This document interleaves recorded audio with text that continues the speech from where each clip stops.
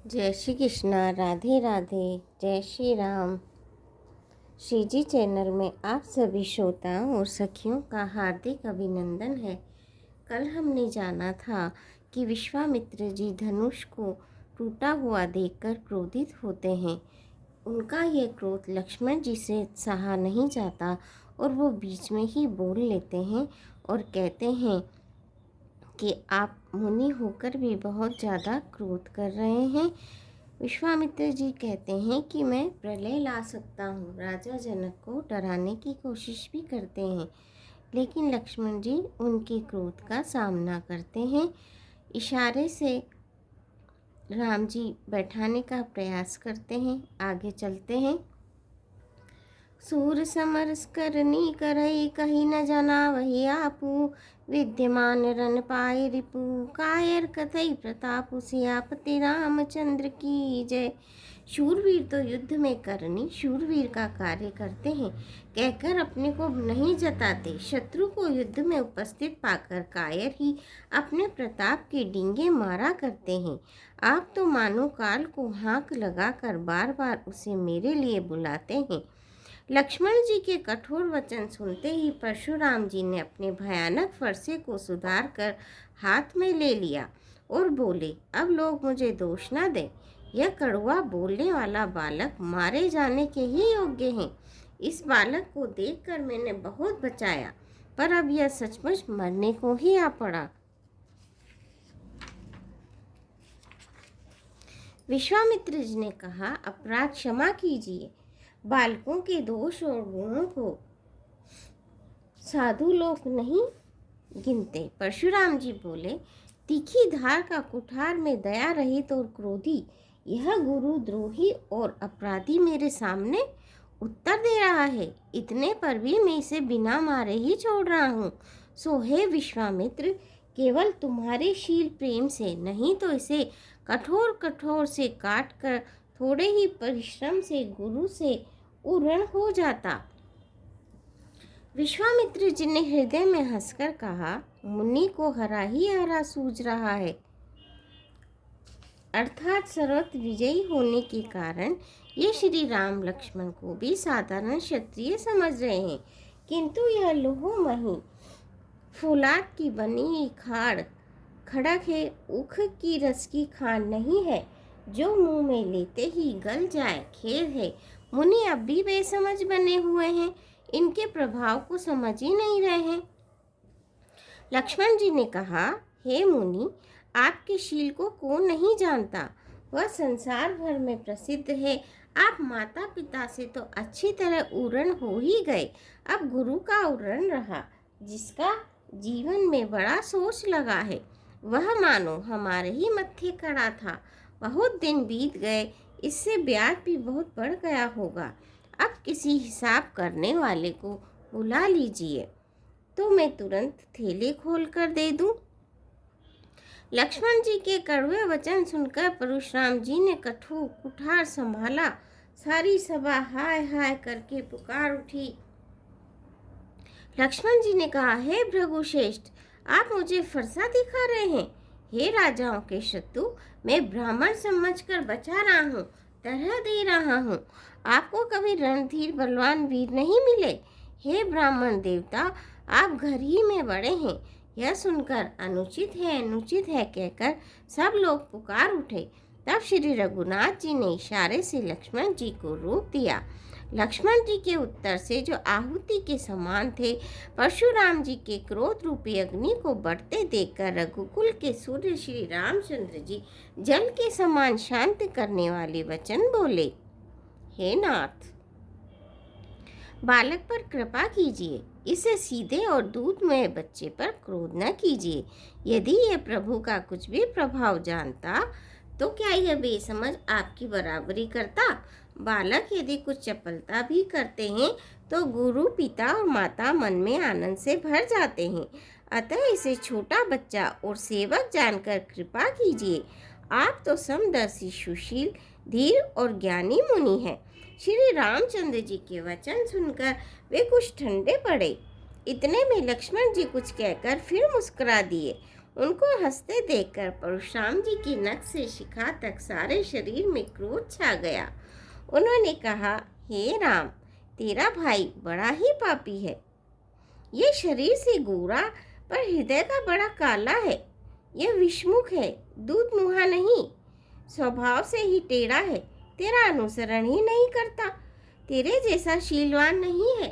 यह नीच मुझे काल के समान नहीं देखता।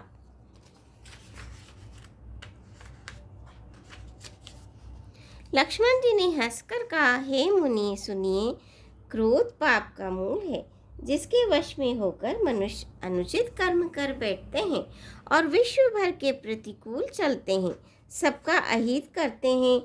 हे मुनिराज, मैं आपका दास हूँ, आप क्रोध त्याग कर दया कीजिए। टूटा हुआ धनुष क्रोध करने से जुड़ नहीं जाएगा। खड़े खड़े पैर दुखने लगे होंगे, बैठ जाइए। यदि धनुष अत्यंत ही प्रिय हो तो कोई उपाय किया जाए और किसी बड़े गुणी कारीगर को बुलवाकर जुड़वा दिया जाए। लक्ष्मण जी के बोलने से जनक जी डर जाते हैं और कहते हैं, ठहरिए, बस अनुचित बोलना अच्छा नहीं। जनकपुर के स्त्री पुरुष थर थर काँप रहे हैं, मन ही मन कह रहे हैं कि छोटा कुमार बड़ा ही खोटा है। लक्ष्मण जी की निर्भय वाणी सुन सुनकर परशुराम जी का शरीर क्रोध से जला रहा है और उनके बल की हानि हो रही है, उनका बल घट रहा है। तब श्री रामचंद्र जी पर एहसान जनाकर परशुराम जी बोले, तेरा छोटा भाई समझकर मैं इसे बचा रहा हूँ। यह मन का मेला और शरीर का कैसा सुंदर है, जैसे विष के रस से भरा हुआ सोने का घड़ा। यह सुनकर लक्ष्मण जी फिर हंसे। तब श्री रामचंद्र जी ने तिरछी नजर से उनकी ओर देखा, जिससे लक्ष्मण जी सकुचाकर विपरीत बोलना छोड़कर गुरु जी के पास चले गए। श्री रामचंद्र जी दोनों हाथ जोड़कर अत्यंत विनय के साथ कोमल और शीतल वाणी बोले, हे नाथ सुनिए, आप तो स्वभाव से ही सुजान हैं। आप बालक के वचन पर कान न कीजिए, उसे सुना अनसुना कर दीजिए। बर्रे और बालक का एक स्वभाव है, संतजन इन्हें कभी दोष नहीं लगाते। फिर उसने लक्ष्मण ने कुछ तो काम भी नहीं बिगाड़ा है। हे नाथ, आपका अपराधी तो मैं हूँ। अतः हे स्वामी, कृपा, क्रोध, वध और बंधन जो कुछ करना हो दास की तरह अर्थात दास समझकर मुझ पर कीजिए, जिस प्रकार शीघ्र आपका क्रोध दूर हो। हे मुनिराज, बताइए, मैं वही उपाय करूं।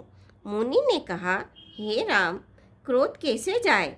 अब भी तेरा छोटा भाई टेढ़ा ही ताक रहा है। इसकी गर्दन पर मैंने कुठार न चलाया तो क्रोध करके किया ही क्या? मेरे जिस कठोर की घोर करनी सुनकर राजाओं की स्त्रियों के गर्भ गिर पड़ते हैं, उसी फरसे से रहते मैं इस शत्रु राजपुत्र को जीवित देख रहा हूँ। हाथ चलता नहीं, क्रोध से छाती जली जाती है।